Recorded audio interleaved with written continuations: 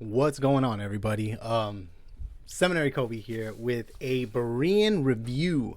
There was a video that came out recently that made a number of claims, and I just wanted to address a few of them, as there was a lot of information in there that needs to be corrected, and it will take a long time to correct all the bad information that was presented. But the thing is, for every 10 minutes of bad information, there has to be like 2 hours of research to correct it. That's why it's very hard to get through everything, and that's why most of us don't want to debate. It's not like we're scared or anything. It's just that we know that it takes time to correct all the bad information that's being presented. I believe that if some of us were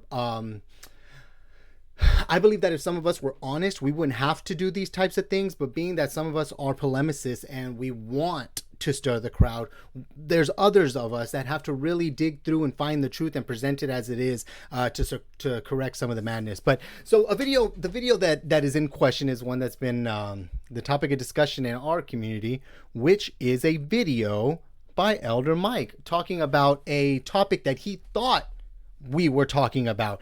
He received some information from a mole in the back chat. And they gave him a caricature or misrepresentation of the actual argument. I'm not even going to get into that today.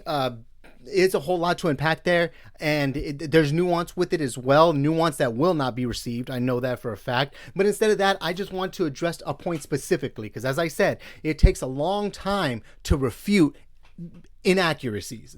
People can just say whatever, and it takes you a long time to actually research and get good information and refute what it was that was said. So that's what I'm going to do. So let me go ahead and share my screen.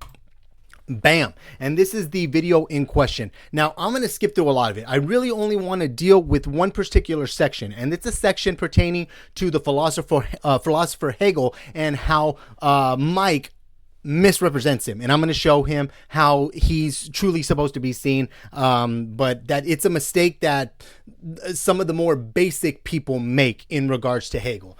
So here it is. So I'm going to play a little bit, and I'm going to talk about it, and I'm going to go through all the fluff, because he does a lot of, dancing for the crowd or whatever, and he makes all these voices just trying to play it up. None of it really matters. If you're into that type of stuff, you can go and watch the video. I'm really just into the argumentation, so that's what I'm going to be focusing on. But here we go. But let's get it in. Hegel is one of the philosophers of the late modern era of philosophy. The next truly great German philosopher after Kant. So he came after Kant. He's a very influential character in the history of what is called process theology. So that right there is a big thing. Do you see how it was connected, how Hegel was connected to process theology? We're going to get to that in a little bit, but I want that to be at the forefront of your mind. The way this slide is being presented, Hegel is somehow connected to process theology. Now let's find out what he says process theology is. Theology based on the idea that God grows and develops. Now this is really interesting here. All right. The idea that God develops. Let me tell you something. God doesn't grow. He doesn't develop. He is already the supreme perfection. He doesn't get better. He doesn't improve. Right. So what's interesting is Hegel would actually agree with Mike there. Hegel never says that God develops. He never says that God grows. It's a misrepresentation of Hegel meant to spur up emotions. It's a plea to emotion, and it's done so not initially by Mike. It's actually done in another apologetic work where he got this quote from. If I go back a couple of seconds.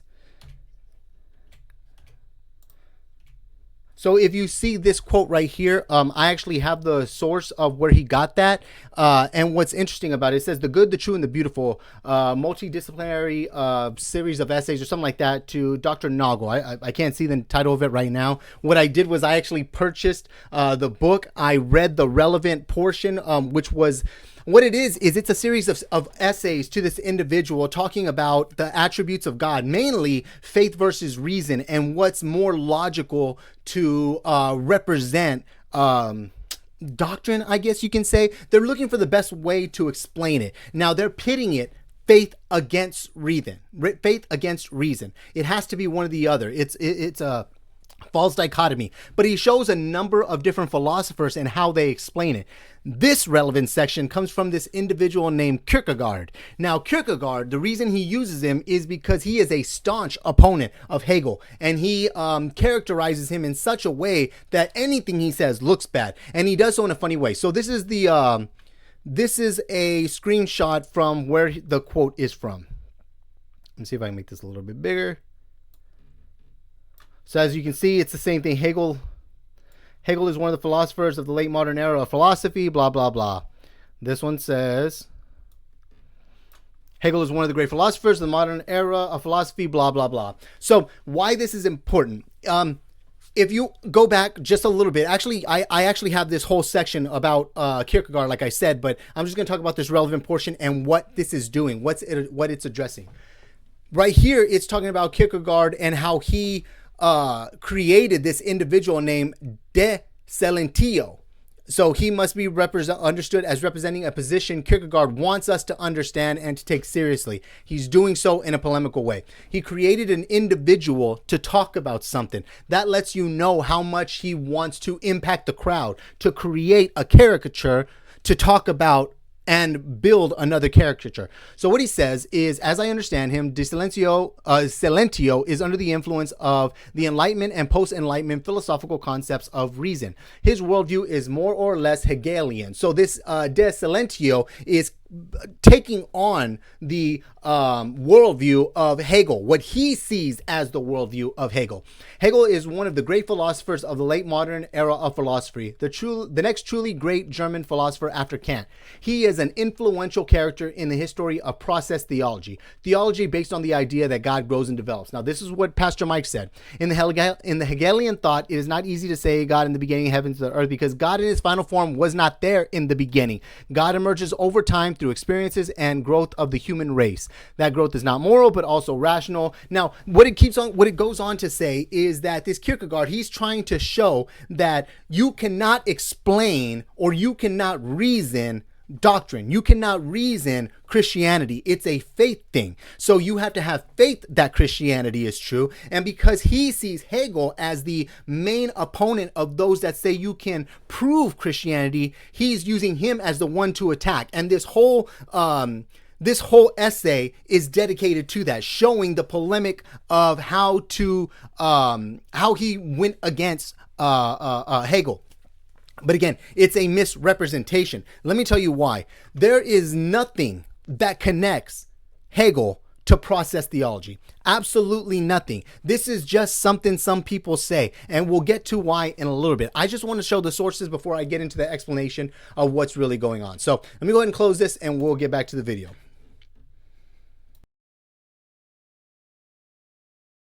All right. The idea that God develops. Let me tell you something. You can't get high. Good question. There's no such thing. And bless you, my dear brother.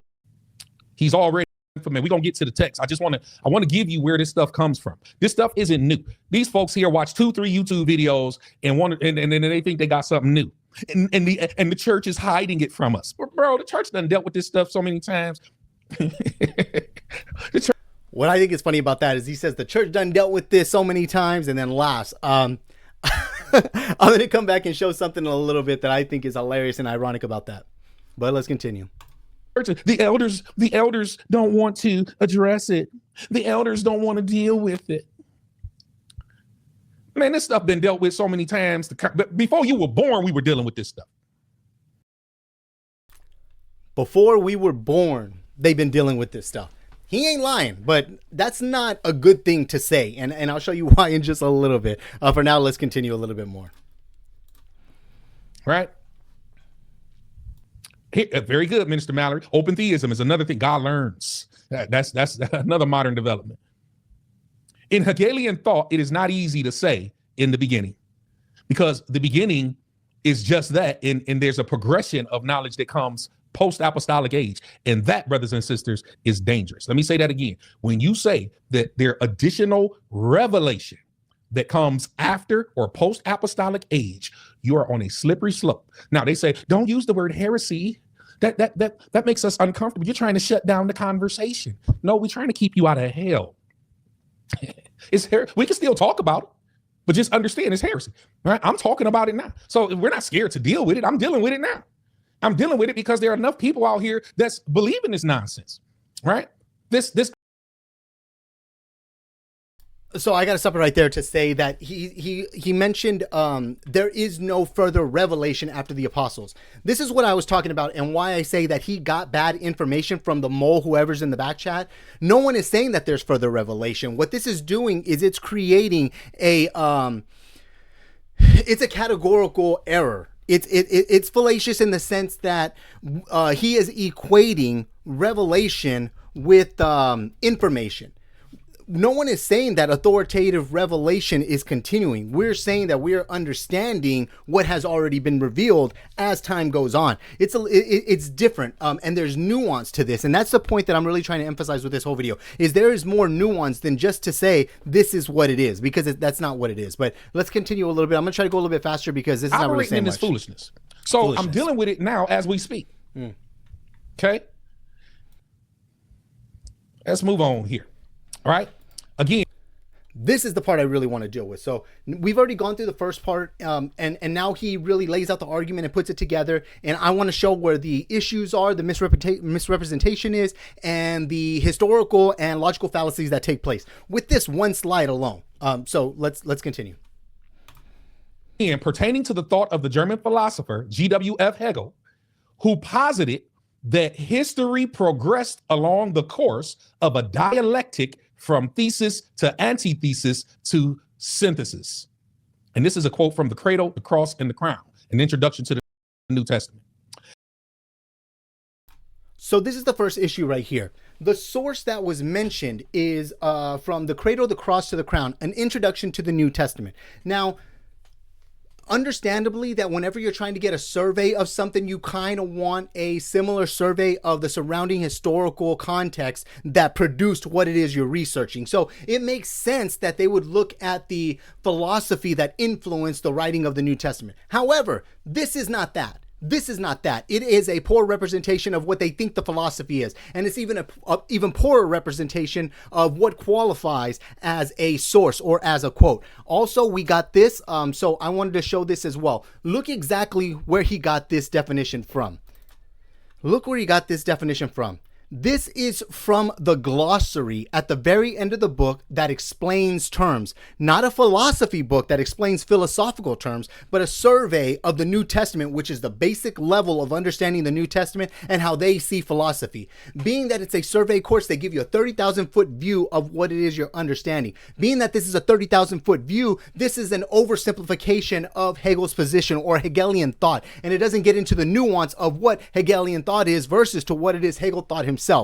But regardless, even if one were to understand the nuance in that, this ain't it. To only talk about the definition given in the glossary of a survey to the New Testament book is crazy. It's crazy. But in this, it says, Hegelian, pertaining to the thought of a German philosopher, blah, blah, blah, who is to put forth, who's to champion, who's to promote the idea that history progressed along the course of a dialectic from thesis to antithesis to synthesis. Now, what is even more interesting is where this came from, because they don't just put the word in the glossary if it's not used. It is used in the book, and this is the part that I found to be a little more funny. So where this comes from is alleged development in Paul's thoughts. Now, what it's addressing is how some see Paul as progressing in his view of women. That's something else. I can understand how Mike is trying to make this connect because it is a progression of thought, but it's something completely foreign to what it is that we're talking about in the back chat. But he's running with this. So I want to talk about why I find this to be funny. Mike said that the church dealt with this 30 years ago, before you were even born. Now, what is funny is that I believe Mike 100%. I also believe that they haven't dealt with it since 30 years ago and since before we were been born. Why? Because he always quotes the same people for everything. Look at this. Look where it comes from. In talking about this, to cite yet another example, Bruce discussed and critiqued what's his name, Drain's volume on Paul, Libertine or Legalist, which sees the apostle as moving in good Hegelian fashion from libertinism to in Galatians to a kind of legalism in 1 Corinthians, and as taking a more balanced approach in 2 Corinthians and Romans. Also, this is a theologian talking about a philosopher.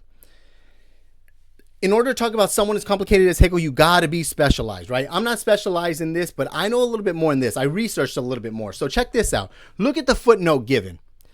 Footnote 44. Look where it says to go to. Let me try to blow this up for you guys because this is funny to me. Footnote 44. See F.F. Bruce, All Things to All Men. Isn't F.F. Bruce some kind of a theological oddity? He's the authority on the canon. He's the authority on secular philosophers. This guy just knows everything somehow. What I find to be interesting is all this stuff is super old. When was this written? It doesn't even say when this was written. But the thing is, to continue to use F.F. Bruce is to continue to use the old sources that haven't been relevant for about 30 years. And he always goes back to F.F. Bruce. So I just found this to be interesting. Sure, maybe the church did deal with this 30 years ago, but it's a common slogan in the realm of higher academia that information should be revisited and re-examined every 20 to 25 years. So if you haven't dealt with it for 30 years, it's time to revisit it again. And I hope you revisit this video because you might learn something. So going on a little bit more, why is this an issue? Just because I found the source, just because I showed it's from a glossary and it's crazy to use that type of a definition from a book that has nothing to do with philosophy, what does that matter for the argument at hand? I'm glad you asked. So this says, and this is why it's just too simplistic. It's too simplistic. It says Hegel, who posited the history, he posited that history progressed along the course of a dialectic from thesis to antithesis to synthesis. For those of you that may not know, a dialectic is a method for discovering truth or for interpreting truth or for explaining truth. It's just a method, right? So there's a couple of things I want to show you. This is being promoted as Hegel posited that history progressed in the form of this dialectic from thesis to antithesis to synthesis.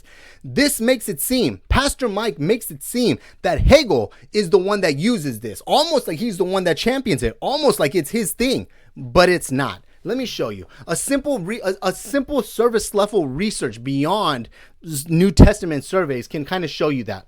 This is something that is from the Stanford Encyclopedia of Philosophy. Very trusted source. Everybody uses this. It's a .edu. It checks all the boxes. It's peer reviewed. Everybody contributes to this that is in this specific realm of philosophy. So it's worth looking at, and you should. So I went down to the relevant portion that talks about this Hegel thing. So Hegel's dialectics. Now we're going to get into the specifics.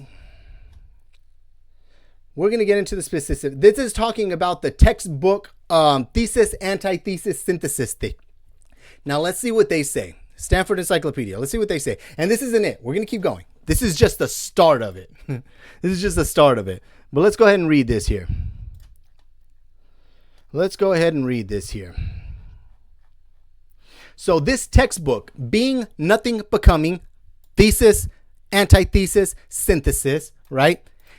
Example is closely connected to the traditional idea that Hegel's dialectics follows this thesis, antithesis, synthesis pattern, which, when applied to the logic, means that one concept is introduced as a thesis or a positive concept, which then develops into a second concept that negates or is opposed to the first or its antithesis, which in turn leads to a third concept, the synthesis, that unifies the first two.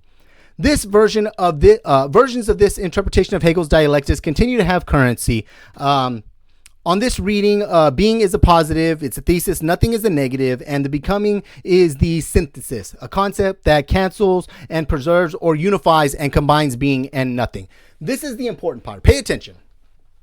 We must be careful, however, not to apply this textbook example too dogmatically to the rest of Hegel's logic or to his dialectical method more than generally. For a classic criticism, we can go see this in a work that I'm going to pull out in a little bit. There are other places where this general pattern might describe some of the transition from the stage to stage, but there are many more places where the development does not seem to fit this pattern well. Look at this. It says one place where the pattern seems to hold, for instance, is where the measure as a combined combination of quality and quantity transition to the measureless, which is opposed to it, which then turns to the transition into essence, which is the unity or combination of the two earlier sides. This series of transitions could be said to follow a general pattern captured by the textbook example, or the thesis-antithesis synthesis.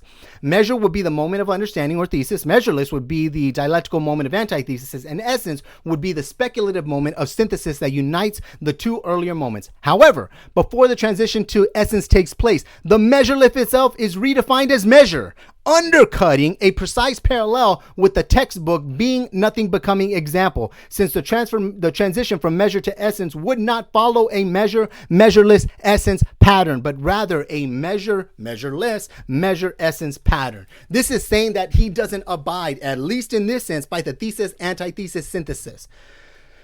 Other sections of Hegel's philosophy do not fit the triadic thesis-antithesis synthesis textbook example of being nothing becoming at all, as even interpreters who have supported the traditional reading of Hegel's dialectic have noted. After using the being nothing becoming example to argue Hegel's dialectic method consists of triads whose members are called thesis, antithesis, and synthesis, Stace, for instance, goes on to warn us that Hegel does not succeed in applying this pattern through the philosophical system. It is hard to see, Stacy says, how the middle term of some of Hegel's triads are the opposite or antithesis of the first term, and that there are even triads which contain 4 terms. As a matter of fact, one section of Hegel's logic, the section on cognition, violates this thesis-antithesis synthesis pattern because it is only 2 subdivisions rather than 3. The triad is incomplete, Stacy complains. There is no third. Hegel here abandons his triadic method, nor is there any explanation of having done so forthcoming. They don't even say that he's doing it. They don't say that he's doing it. They think that Hegel champions this thesis, antithesis, synthesis, triadic formula, but it's because they don't know any better. Why don't they know any better? I'm glad you asked. We are going to get into it.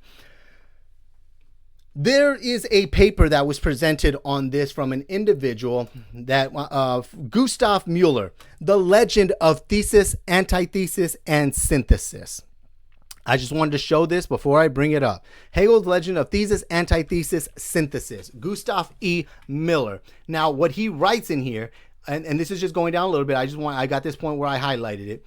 He says that the most vexing and devastating Hegel legend is that everything is thought in thesis, antithesis, synthesis. Who said that? Mike said that. Well, what else does this legend say? Prominent illustration, he also cites Stacy's The Philosophy of Hegel, talks about how that's incomplete. Then he talks about what he's going to write in this abstract. This abstract separation of principles and vision is utterly un-Hegelian. The actual tests of Hegel not only occasionally deviate from thesis, antithesis, and synthesis, but show nothing of the sort. Dialectic does not for Hegel mean thesis, antithesis, and synthesis. Dialectic means that any ism which has a polar opposite or a special viewing point, leaving the rest to itself, must be criticized by the logic of a philosophical thought whose problem is reality such as the world itself. What does that mean? What I'm trying to say is that Hegel does not adhere to this method of thesis, antithesis, and synthesis as Elder Mike is saying here. And not just Elder Mike. He got this from a source that was a survey on the New Testament, which is crazy to do. But so you can't totally put it on Mike. But Mike is the teacher here. Mike is the one that's making fun of everybody. Mike is the one saying that we're the ones that are dumb for not understanding this, not knowing that he is the same one following this legend just because other people said it. He didn't look into Hegel's own work. I looked into the prologue of this Hegel's work, where it talks about how he doesn't like systems. Any system is coincidental, not something he posits. It just may so happen to be. We'll get into that too, but that's not the entirety of it. We're going to get into this a little bit of the second one as well, but I just wanted to show how this is already a fallacy. Number one, it's a straw man fallacy because no one is saying this. Number two, it's attributing something to Hegel that wasn't really his. And number three, it gets into a genetic fallacy. But let me show you this. So from this part alone, this slide states that Hegel posited that history progressed along the course of a dialectic from thesis to antithesis to synthesis. Why this is fallacious is because Hegel never formulated this philosophy using this thesis, antithesis, synthesis type of framework. This triadic formula comes primarily from this guy named Johann Fichte. This other guy, later popularized in textbooks, not by Hegel himself. Other major Hegel scholars, right? Walter, what's how you say his name? Jaske, Jachke, something like that. Robert Pippin, Terry Pinkard. And also, if you keep reading in that Stanford Encyclopedia of Philosophy, they explicitly deny that this type of slogan accurately represents Hegel's method. That's why it says you must be careful and not apply it too dogmatically, which Mike is doing, applying it dogmatically. This is not... He's not showing the nuance. He's attributing a formula to Hegel that creates a false target. It creates a straw man. He's saying now we can attack Hegel because he's promoting this thesis, antithesis, synthesis, and then he connects it to something else. This is not a way to do it. It's collapsing the argument on itself by oversimplification. Going to this second part here where he says Hegel is one of the philosophers of the late modern era of philosophy, the next truly great German philosopher after Kant. This is an issue.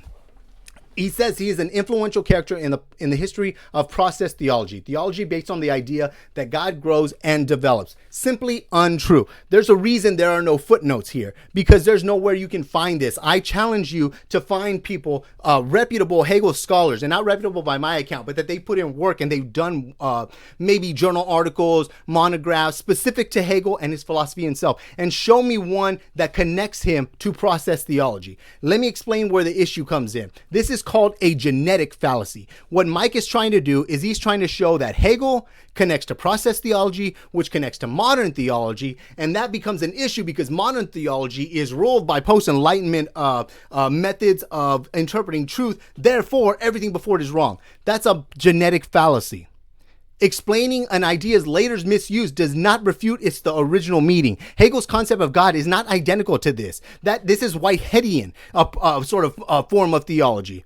Hegel believes that God always was. God always existed in the perfect way that he existed. What Hegel says is that we discovered more of God, or we increased in our knowledge of God over time. Thus, the truth of God emerges. Not that it develops, not that it has been there's been a new revelation.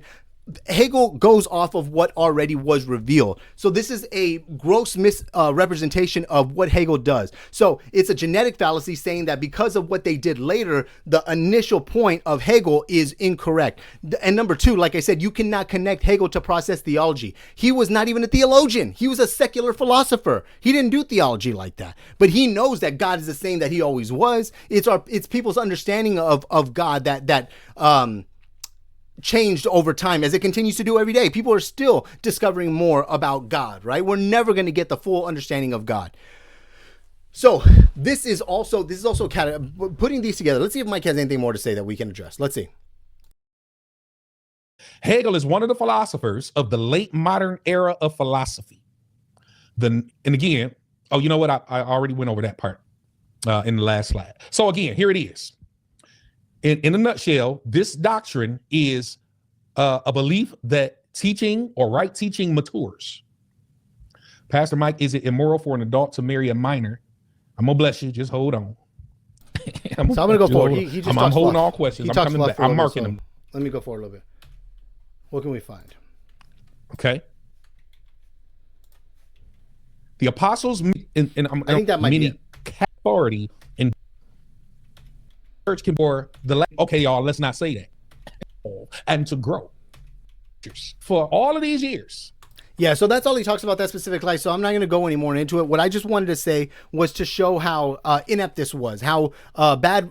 This is just bad historicity. It's a bad way to do history, to explain history, and to account for history. It's a misrepresentation of Hegel. Hegel didn't believe that. Hegel believed there's no thesis, antithesis, or synthesis with Hegel. Hegel believed that these things, if there is such a thesis, antithesis, it just occurred and it was just observed. He doesn't believe that truth changes. He believes our understanding of what already was true becomes known to us. Not that it changes. We have this same type of philosophy when viewing the Bible. We often say that maybe there's an error in the Bible or there's a discrepancy in the Bible. No, the Bible is always going to be true. It's just our understanding of it at the time is incorrect. And we will then later get into the fuller knowledge of what the Bible is saying. The Bible always is what it was. It's our understanding that changes. That's what Hegel's saying.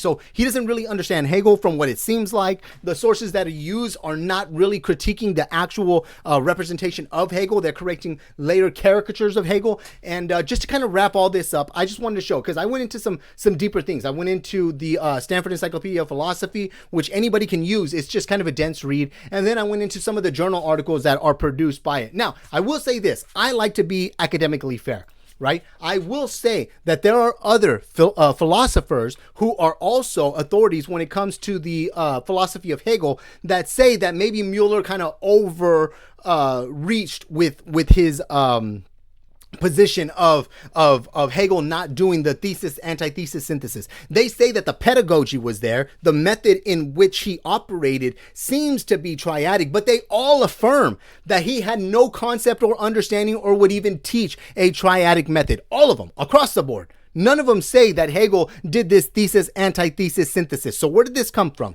A simple, and I'm not one to do this, but it seems like people need to hear this type of stuff. So you can do a simple Wikipedia search. Did you know that? A simple Wikipedia search. George William Frederick Hegel.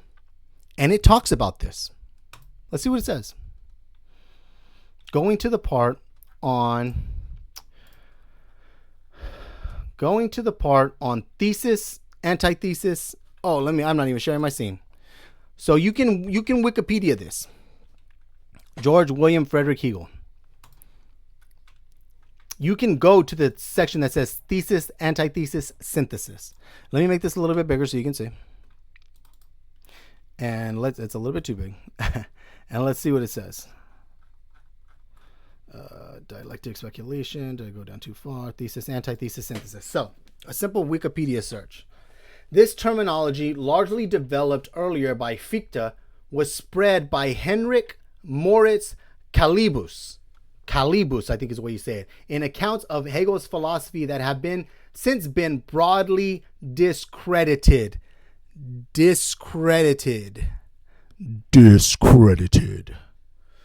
Walter Kaufmann, for instance, reports Fichte introduces into German philosophy the three-step of thesis, antithesis, and synthesis using these three terms. Fichte did it, not Hegel. Schelling took up this terminology. Hegel did not. He never once used these three terms together to designate three stages in an argument or an account of any of his books. And they do not help us understand phenomenology. Phenomenology, that's a book where he talks about how he sees things. And in his prologue, he talks about how he is not a systematic guy. He doesn't want to use systems. He lets history evolve and produce things itself, not a system. His logic or his philosophy of history. They impede any open-minded comprehension of what he does by forcing it into a scheme which was available to him and which he deliberately spurned. He doesn't like it. More modestly, it has been said that this account is only a partial comprehension that requires correction. What it gets right is that, according to Hegel, truth emerges from error. That is correct. Hegel said that. In this course of historical development, in the way that implies holism, in which partial truths are progressively corrected so that their one-sidedness is overcome. What it distorts is that such a description is possible only after the process has unfolded. The thesis, antithesis are not alien to one another. This part is important. No, not yet. Inasmuch as there can be said that there is a dialectic method. Just because it's dialectic does not mean it's thesis, antithesis, synthesis. Just because some things may match don't mean thesis, antithesis, synthesis is Hegel. You got to know how to research. It is not an external one as could be applied to some subject matter. Similarly, this part's important. Stephen Houlgate argues that in whatever limited sense Hegel might said to have a method, it is strictly immanent method. That is, it emerges from thoughtful immersion in the subject matter itself. If this leads to dialectics, that is only because there is a contradiction in the object itself, not because of any external methodological procedures.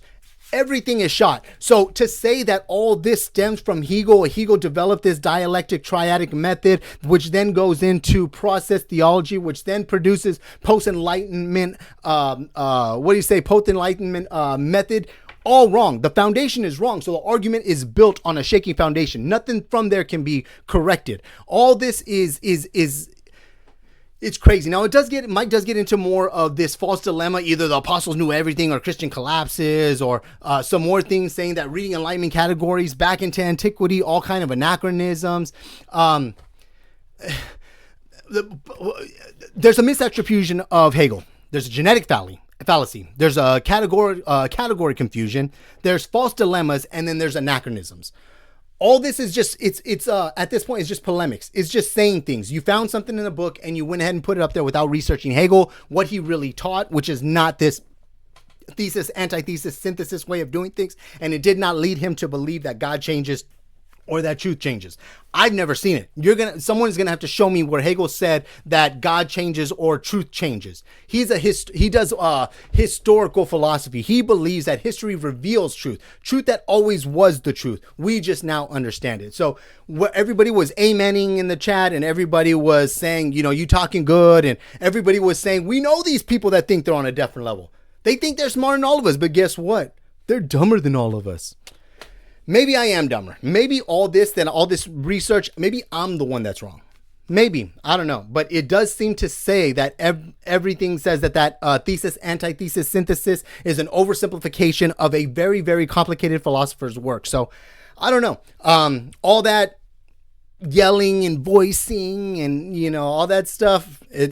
Once you look past that, you'll see that the arguments are, they're pretty bland. So thank you for this, being with me on this time. Thank you for watching the video, and I'll probably see you on another Berean review. I don't really like to get on lives for the same reason I don't like debates.